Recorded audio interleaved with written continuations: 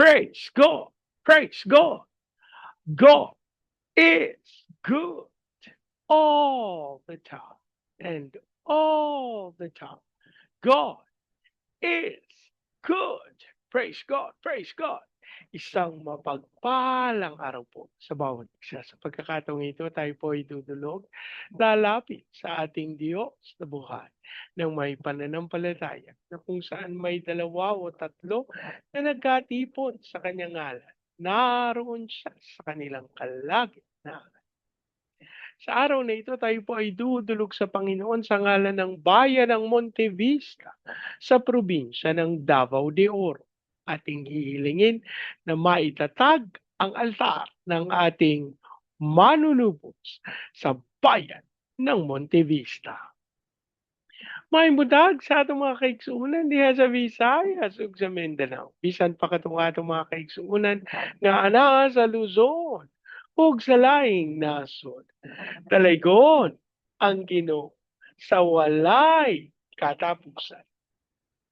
Ang atin pong pagsambay mula sa aklat ng mga awit, 89 na kabanata, ang talata po ay 17. Ang tagumpay namin ay iyong kaloob, dahilan sa iyong kagandahang loob.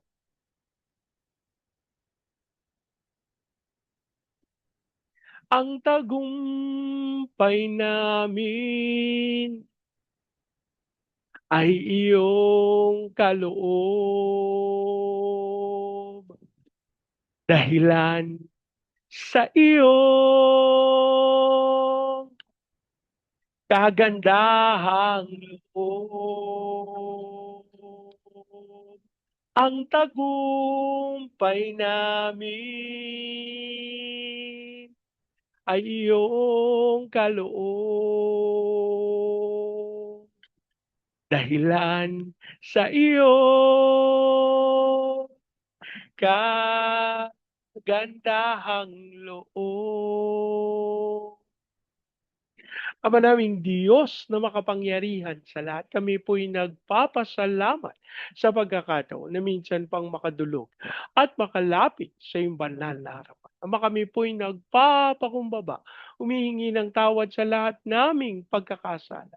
Habang patuloy naming idinudulog sa iyo na kami linisin ng banal na dugo ng aming manunubos. Habang amin din pong inilalapit sa iyo ang bayan ng Monte Vista sa probinsya ng Davao de Oro. Ang aming panalangin ng lahat ng altar at lahat ng kasunduan na ginawa sa Monte Vista ng hindi ayon sa pangalan ng aming manunubos ay mapawalang bisa sa pangalan ni Jesus at sa pangunguna ng iyong Santong Espiritu.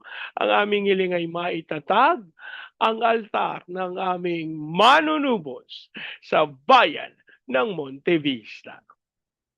Maraming salamat po ang aming pag-asa. Tinugon nyo at tinanggap namin ang aming panalangin sa pangalan ng aming Panginoong Yesus. Amen. Amen. Amen. Amen. Amen. Amen. Amen. Amen. Praise God. Praise God. Ang atin pong pagbulay ay mula sa aklat ng Exodus sa 3 kabanata. Ang talata po ay 13 hanggang 17. Sinabi ni Moises, pupunta ako sa mga Israelita at sasabihin sa kanilang, ako'y sinugo ng Diyos ng aming ninuno. Ano po ang sasabihin ko kung itanong nila kung sino ang nagsugo sa akin? Sinabi ng Diyos, si ako nga. Sabihin mo sa mga Israelita na sinugo ka ng Diyos na ang pangalan ay ako nga. Sabihin mo sa kanila na sinugo ka ni Yahweh, Diyos ng iyong mga ninuno, ang Diyos ni na Abraham, Isaac at Jacob. At ito ang pangalawang itatawag nila sa akin. Ito ang pangalang itatawag nila sa akin magpakailanman. Lumakad ka na at ipunin mo ang mga pinuno ng Israel Sabihin mo sa kanilang, nagpakita ako sa iyo, akong si Yahweh, ang Diyos ng inyong mga ninuno, sina Abraham, Isaac at Jacob. Sabihin mong ako'y bumaba at nakita ko ang ginagawa sa kanila ng mga Ehipsyo. Dahil dito, ilalabas ko sila sa bansang iyon na nagpapahirap sa kanila. Dadalin ko sila sa isang mayaman at masaganang lupain. Ang lupain ng mga Kananeo, ng mga Heteo, at ng mga Amoreo, ng mga Pereseo, at ng mga Hibita, at ng mga Jebuseo. Ang Diyos po ang magpala ng kanyang buhay at makapangyarihang salita. May dalawang bahagi po ang talata na ating binasa. Una po, nung tinanggap na ni Moises yung kanyang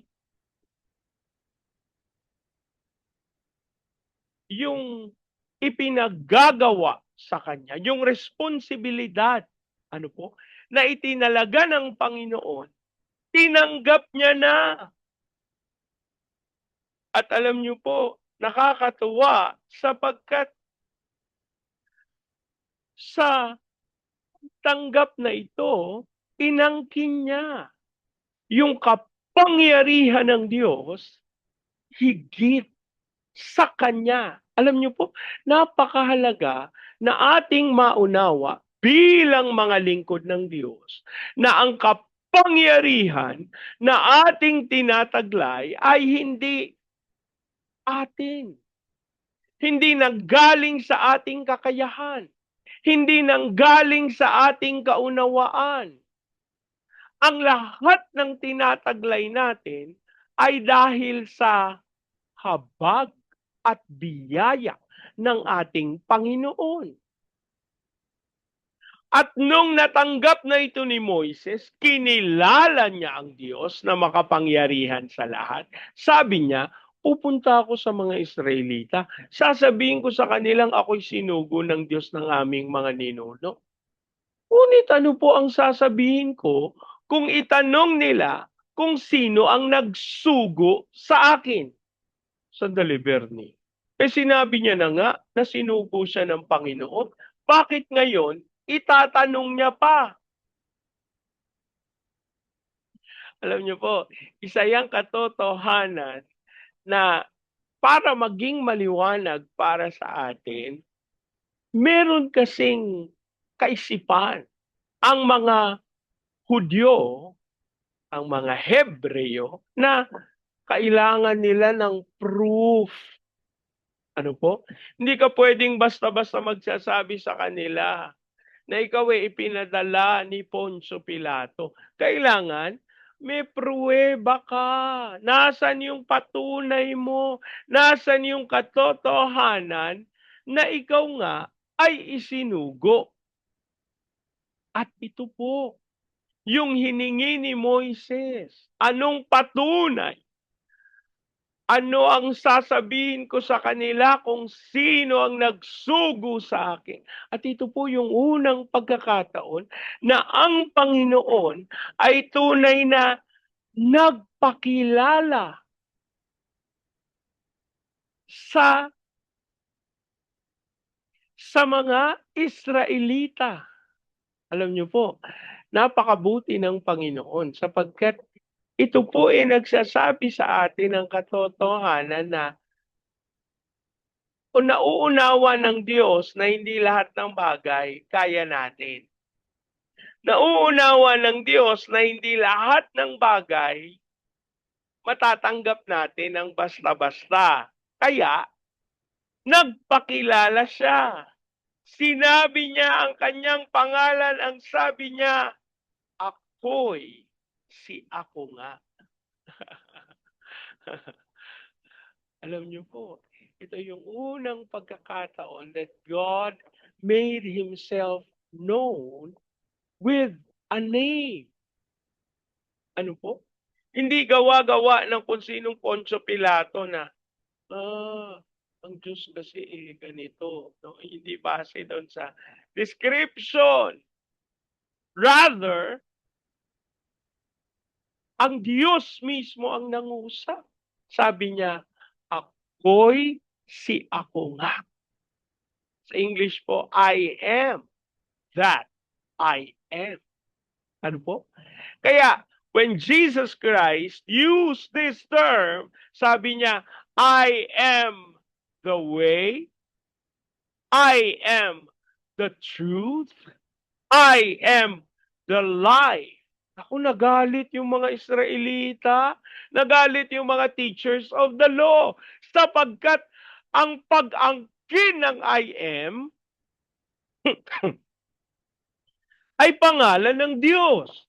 At kung inaangkin ng isang tao na siya ang Diyos, aba, sobra-sobra yan. No? Kaya, alam nyo, tinatangkang patayin ng mga religious leader si Jesus. Kasi, aba, sumusobra to. Inaangkin yung pangalan ng Diyos na aming sinasamba, na aming pinaglilingkuran.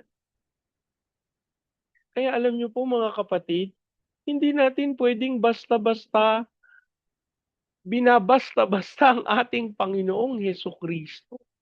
Sapagkat may ganap siyang kaunawaan at tunay na tinatanggap niya na siya'y si ako nga. He declared himself as I am. Kaya alam niyo po, hindi matanggap ito ng mga taong isang Diyos lang ang paniniwala. Samantalang tayo din po ay naniniwala sa isang Diyos. Ano po? Pero, sa kadahilan ng bakit isang tao ang umaangkin? Sapagkat sa katotohanan, hindi siya basta tao, kundi siya ay Diyos. At mga kapatid, napakahalaga na atin itong maunawa sapagkat ito yung magkakaloob sa atin ng marubdob na pagnanais na ikaloob sa Panginoon ng pagsamba na para sa Kanya. Alam niyo po, this made me realize that worshiping God is not only with the lifting of the hands, with the singing of the song. More than anything, worshiping God is the attitude of one's heart. Yung puso po natin ang totoo na sumasamba sa Diyos. Kasi kinikilala natin siya.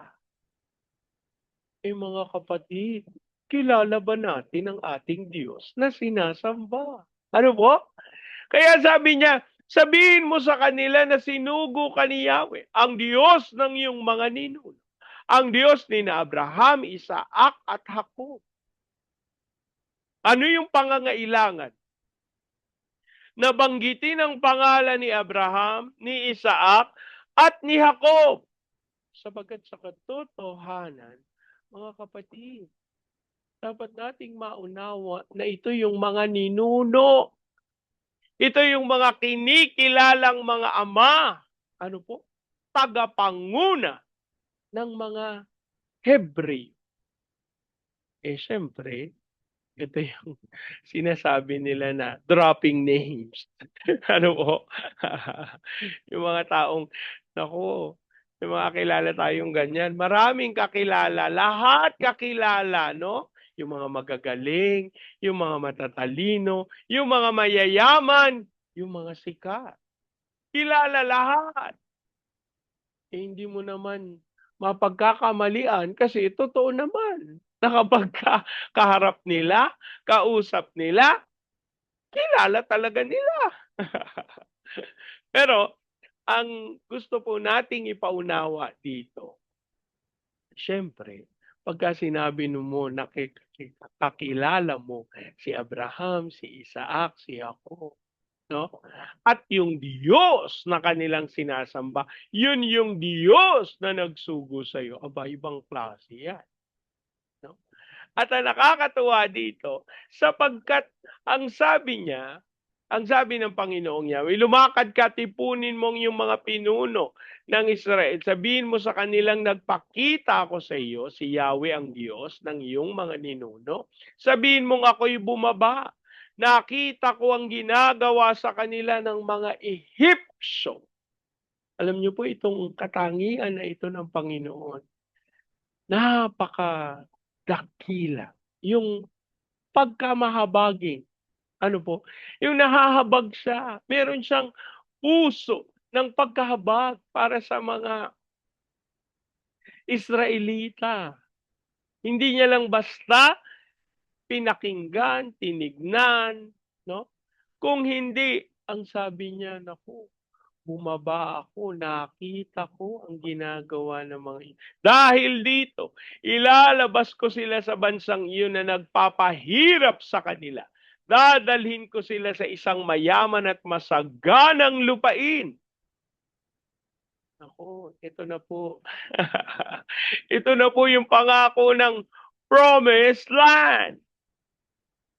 Mga kapatid, alam niyo po ako habang binubulay-bulay ko to, ang maliwanag na sinasabi ng Panginoon sa akin, it's for you to claim what I have promised. Ano ba ang ipinangako ng Panginoon sa iyo, kapatid?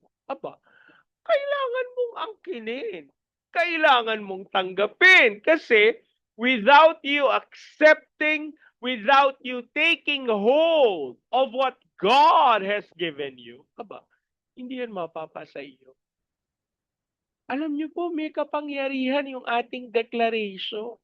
Yung mga sinasabi natin, kaya may mga tao na hindi na nawala sa pagiging mahirap kasi yun yung kanilang kaisipan. At yun yung kanilang sinasabi, kamusta ka na? Eto, baon sa utang, mamamatay na mahirap. O, hindi. Idiniklara mo na. Ano po? Eh, ano pa magagawa natin dun sa mga tao na gano'n? Yung declaration. Ano po?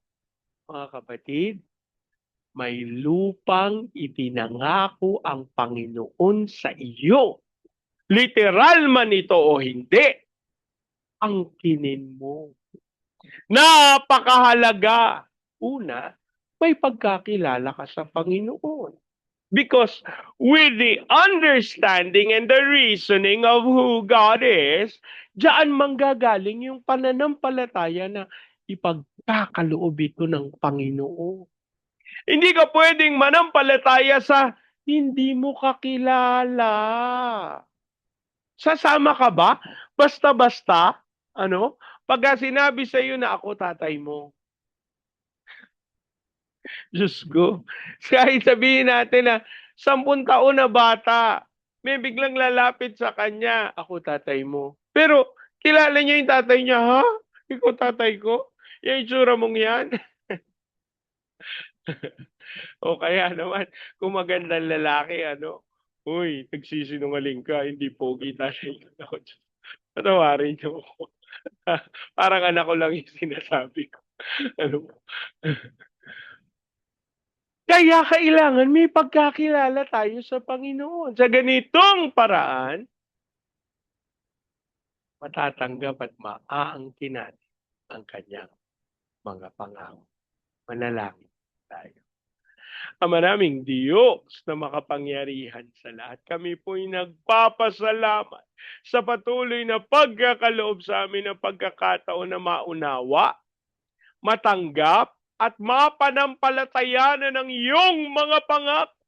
Kami po humihingi ng tawad sa mga pagkakataon na nabaliwala namin ang aming pagsamba sa iyo, lalong-lalo na Panginoon, yung pagtungo namin sa simbahan, na hindi na namin binibigyan pahalaga, patawarin mo kami, Amang Diyos. At sa pagkakataong ito, idinadalangin namin na magkaroon ng patuloy na marubdob na kauhawan sa aming mga puso, na siyasatin ng iyong salita upang sa aming pagsamba sa iyo, ganap ang aming pagkaunawa sa iyong katapatan at sa iyong kabutihan. Maging dahilan kung bakit namin ang mga pangako na iyong binitiwan.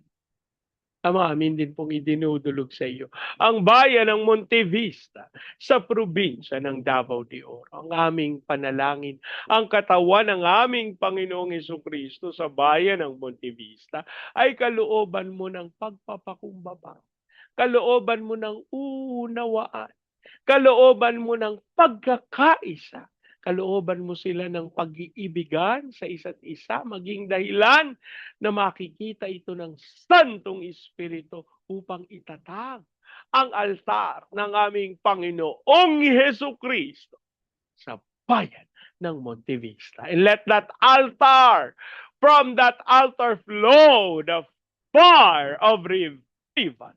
At ayan mong maranasan din ito ng Baguio City, Cagayan de Oro, Legazpi, Lipa, Manila, Pampanga, Pateros. Ilusan mo ng may kapangyarihan ng mga bayang ito. Dumaloy ang kaunlaran mo at maranasan din sa buong Luzon, Visayas at Mindanao. Ipahintulot mo, Panginoon, na lumakad ang aming bayan sa tawag mo to be the launching pad of the gospel, a missionary sending country as the America of Asia in the height of its glory. Dasal din po namin ang pagkilos mo sa aming President Marcos, Vice President Duterte, sa Senado, Kongreso, Judiciary, Military, Police, Local Government.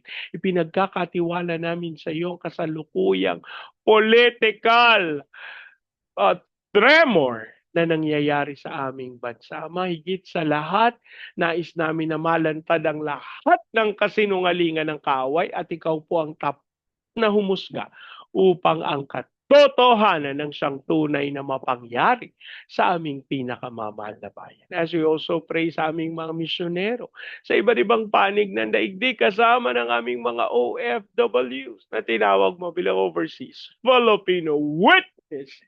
Hayaan mong sila'y sumaksi at maghayag ng iyong kaligtasan sa mga bansa na iyong pinagdalhan. As we also pray, Panginoon, sa mga training agencies, katulad po ng May Lifeline, Asian Center for Missions, Elijah House Philippines Church, Renewal Asia Pacific International Institute Studies.